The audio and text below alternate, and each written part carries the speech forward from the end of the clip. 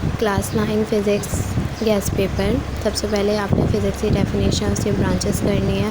Branches एक एक line की डेफिनेशन है, सब याद कर लिएगा। Importance of physics in science, technology and society के बारे में हल्का सा पढ़ रहे हैं।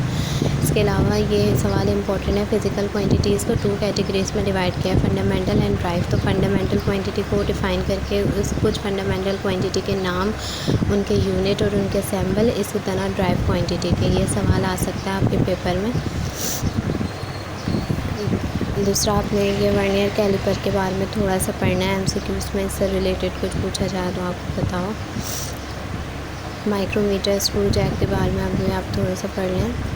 इसके अलावा डेंसिटी की डेफिनेशन, उसका फार्मूला और उसका unit. Formula m=PV and the SI unit is kilogram पर मीटर क्यूब। इसके अलावा समरी। अब समरी में आपके सामने शो कर रही हूँ कि फ़िज़िकल क्वांटिटी को देखें, बहुत छोटी सी डेफिनेशन दी है। अच्छा, जो फंडामेंटल क्वांटिटी है देखें, उसके साथ लिखा हुआ है और करके बेस, यानी बेस क्वांटिटी भी कहते हैं इसे और फंडामेंटल क्वांटिटीज़ भी कहते हैं। तो ये भी एमसीक्यूज़ में आ सकता है, जिससे आप अपने 1 से 2 नंबर भी सिक्योर कर सकते हैं।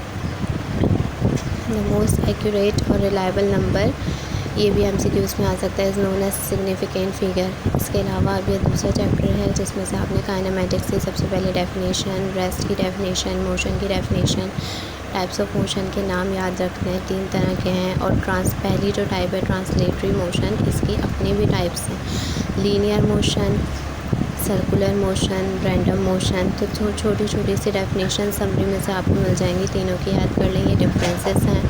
डिफरेंसेस याद करने हैं। स्पीड एंड वेलोसिटी, स्पीड की डेफिनेशन, स्पीड का फार्मूला, स्पीड का यूनिट।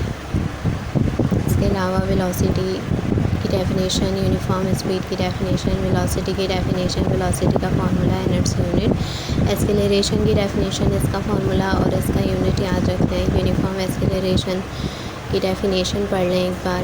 इसके अलावा ये सवाल इंपॉर्टेंट है, scalar and vector quantity. Scalar quantity define करें, वेक्टर क्वांटिटी। और ये सवाल जो हैं सबसे ज़्यादा इंपॉर्टेंट है, equations of motion. 3 equations of motion है सेकंड चैप्टर में, इन तीनों में से कोई एक आपकी लॉन्ग में आएगी, तो बहुत अच्छे से प्रैक्टिस रखें।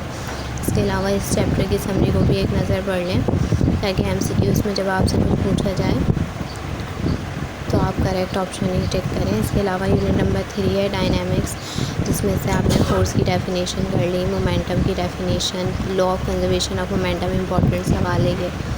न्यूटन का फर्स्ट लॉ का स्टेटमेंट याद करना है, ये जो ब्लू उसमें है आपके पास, न्यूटन का first law of motion, law of inertia कहलाता है, ये भी याद रखना है, एमसीक्यूज़ में आ सकता है। न्यूटन का सेकंड लॉ का स्टेटमेंट याद करना और इसकी इक्वेशन की डेरिवेशन, क्योंकि ये आपके लॉन्ग में आ सकती है। न्यूटन का थर्ड लॉ ऑफ मोशन का एक लाइन का स्टेटमेंट है, बस ये आपने याद करना है। कंपैरिजन चार्ट करना है मास और वेट के दरमियान। सेंट्रीपिटल फोर्स की एक लाइन की डेफिनेशन, सेंट्रीफ्यूगल फोर्स की एक लाइन की डेफिनेशन, फ्रिक्शन की डेफिनेशन, फ्रिक्शन के टाइप्स, फ्रिक्शन के एडवांटेजेस, डिसएडवांटेजेस एंड ये याद रखना है, the rolling friction is much lesser than sliding friction. Friction का टॉपिक इंपॉर्टेंट है, रखना है। अब ये देखें, टॉर्क और मोमेंट ऑफ फोर्स, ये दोनों एक ही नाम है। मोमेंट ऑफ फोर्स आ जाए, टॉर्क आ जाए, डेफिनेशन करनी है। Centre of mass, centre of gravity, दोनों एक ही नाम है, डेफिनेशन छोटी सी करनी है। इक्विलिब्रियम की डेफिनेशन, इक्विलिब्रियम के टाइप्स, 2 टाइप्स हैं, स्टैटिक एंड डायनेमिक, दोनों की डेफिनेशन। 2 कंडीशंस हैं इक्विलिब्रियम की, first condition and second condition, and उसके 3 स्टेट्स हैं, स्टेबल, अनस्टेबल एंड न्यूट्रल। तो इन तीनों की सिर्फ डेफिनेशंस आपने याद रखनी है। समरी में भी आपको इनकी डेफिनेशन मिल जाएगी। देखें पेज नंबर 107 पे, 108 पे ये लिखा हुआ है, ये तीनों आपकी स्टेबल, अनस्टेबल और न्यूट्रल इक्विलिब्रियम की डेफिनेशंस हैं, जो कि इक्विलिब्रियम के स्टेट्स हैं। चैप्टर नंबर 4 पे आ जाएं, तो इसमें फोर्स की डेफिनेशन, हुक्स लॉ इंपॉर्टेंट है। यहाँ पर देखिए इलास्टिसिटी की डेफिनेशन साइड में है, ये फैक्टर्स प्रेशर के, पास्कल लॉ आपको यहाँ से भी मिल जाएगा, समरी में से लिखा हुआ। यूनिट नंबर 6 ग्रेविटेशन, जिसमें से Newton law of gravitation important question है, लॉन्ग में आ सकता है। Difference between small G and capital G, characteristic of mass of earth, important question है। ये सब क्वेश्चन आपको रिटर्न में भी मेरे पास मिल जाएंगे, मैं आपके साथ लिंक शेयर कर दूँगी। इसके अलावा समरी को एक नज़र पढ़ लें। वॉइस लॉ आपको यहाँ पे 107 पे लिखा है। यूनिट नंबर 8 पे आपके पास है वर्क की डेफिनेशन, काइनेटिक एनर्जी की डेफिनेशन और उसकी इक्वेशन की डेरिवेशन। इंपॉर्टेंट क्वेश्चन है लॉन्ग के लिए, सेक्शन सी के लिए। 181 पे है derivation of gravitational potential energy, ये भी इंपॉर्टेंट क्वेश्चन है। डेरिवेशन है इक्वेशन की। कन्वर्जन ऑफ एनर्जी से रिलेटेड पढ़ लें, उसके नाम याद रखने हैं कुछ। Fossils fuel energy, solar energy, hydro electric energy.